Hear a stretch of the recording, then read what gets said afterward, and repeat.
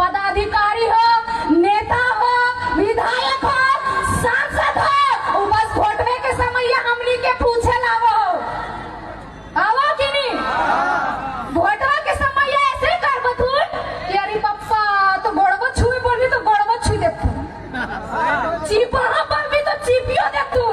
कहा है और इनके जीते के रहा है, जीत के माल जमा करे के रहा है तो इन्हें जीतेगा और फिर तो इनके सामने से ऐसा गाड़ी में पार देथुन ने कि भीतरे से वो तो इन्हीं की देखता, लेकिन बारिश तो इन पर नहीं देखे पाएगा। तो कि हमनी के ऐसा